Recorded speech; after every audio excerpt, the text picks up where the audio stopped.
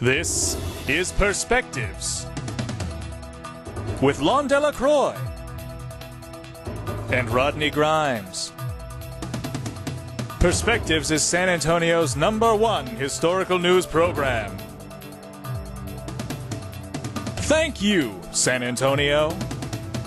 Greetings and welcome to Perspectives. I'm Laughn And I'm Rodney Grimes. Tonight, controversy travels through the airwaves, invisible and able to infiltrate our homes, bringing with it sexually deviant thoughts. Rodney!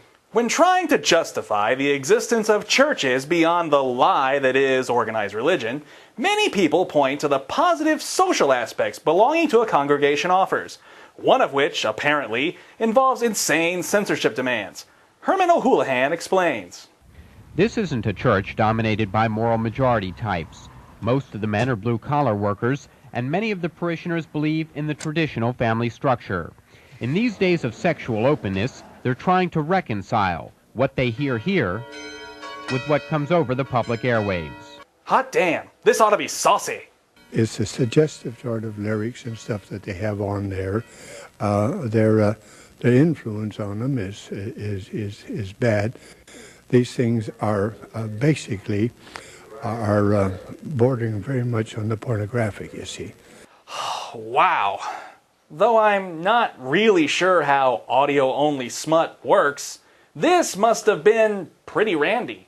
The petitions these people are signing call for Congress and the FCC to institute a record rating system, similar to the one in effect for motion pictures. It also suggests prohibiting the sale of obscene records and banning their exposure over radio stations. Ah, enough! I'm gonna explode! What was this filth that is being transmitted to the masses?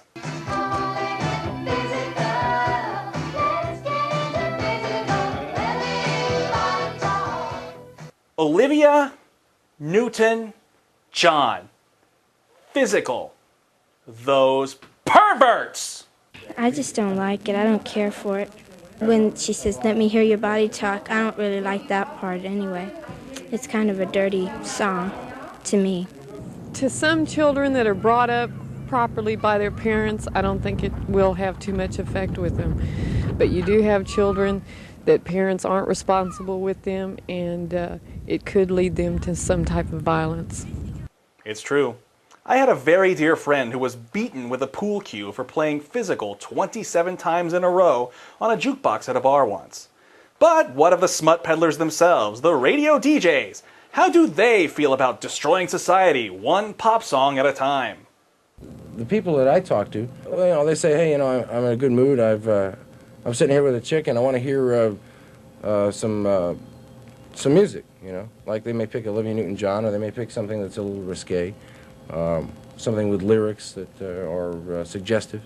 But Richards adds many listeners don't even pay attention to the lyrics. It's the rhythm, he contends, that makes a song a hit. Yes, when I think of ear porn, I think of Olivia Newton-John and Bernadette Peters. Oh, and rhythm? Really? Yowza. Still, Father Foster maintains, if you hear the words enough times, they begin to sink in, to influence a person, to decay their moral attitude. Pop music will kill us all! It will sleep with your daughters and turn your son into an arsonist! Radio DJs are trying to make you have sex for reasons other than procreation, using their syncopated rhythms! Laughn? I fondly recall one summer evening. I was driving around town with a lady friend. The air became musky with love, and on a whim I pulled over to a payphone. I called up the local radio station, requested Physical, and steered the Buick down a solitary road and parked behind a Kmart that was under construction. I cranked up the radio and we,